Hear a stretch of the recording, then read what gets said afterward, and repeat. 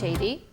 வக்பு வாரிய சட்ட திருத்த மசோதா மக்களவையில் இன்று தாக்கல் செய்யப்படுகிறது. இது தொடர்பான மேலும் விவரங்களை தருவதற்காக செய்தியாளர் ரமேஷ்குமார் இணைப்பில் இருக்கிறார்.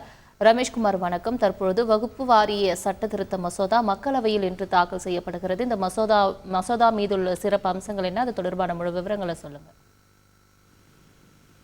அதாவது வக்பு வாரிய சட்ட திருத்த மசோதாவை மத்திய அரசு இன்று மக்களவையிலே அறிமுகம் செய்கிறது. நாடாளுமன்ற விவகாரத்துறை அமைச்சர் கிரண் ரிஜிஜு இந்த மசோதாவை அறிமுகம் செய்கிறார்.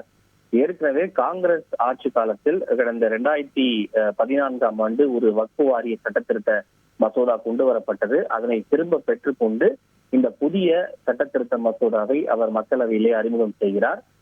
பொதுவாக நாடு முழுவதும் தர்காக்கள், அதே போல மதரசா போன்ற பள்ளிவாசல் ஆகிய பெயர்களில் பொதுமக்கள் நிலத்தை இஸ்லாமியர்கள் தானமாக வழங்கி இருக்கின்றனர்.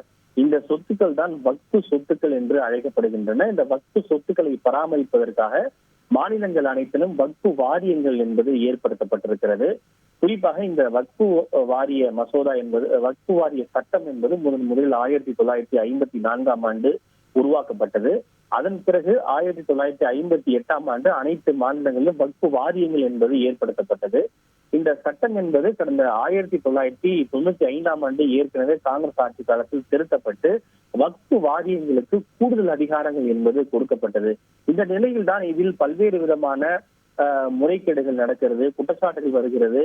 இந்துக்களுக்கு சொந்தமான சொத்துக்களை எல்லாம் கூட இந்த வக்பு வாரியங்கள் தங்களுக்கான சொத்துக்கள் என்று அறிவித்துக் கொள்கின்றன.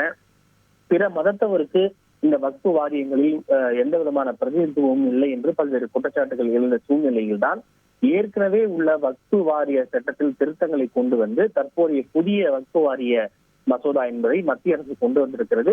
ஏற்கனவே இருக்கக்கூடிய சட்டத்தில் சுமார் 40 வகையான திருத்தங்களை மத்திய அரசு கொண்டு வந்திருப்பதாக கூறப்படுகின்றது. இந்த சட்டத்திற்கு தற்போதே பல்வேறு கட்சிகள் எதிர்ப்பு தெரிவித்துள்ளது. குறிப்பாக இது இஸ்லாமியர்களுடைய உரிமைகளை பாதிக்கக்கூடிய ஒரு சட்டம் என்கிற விமர்சனங்கள் எழுந்திருக்கக்கூடிய சூழ்நிலையில் தான் இந்த புதிய சட்ட திருத்த மசோதா என்பது இன்று மக்களவையிலே அறிமுகம் செய்யப்பட இருக்கின்றது.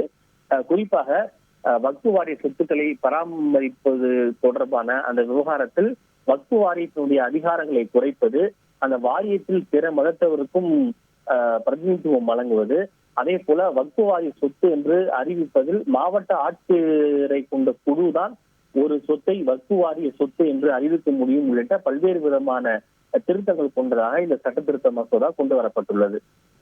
விரிவான தகவல்களுக்கு நன்றி ரமேஷ்குமார். செய்திகளை உடனுக்குடன் தெரிந்து கொள்ள உடனே சப்ஸ்கிரைப் பண்ணுங்க.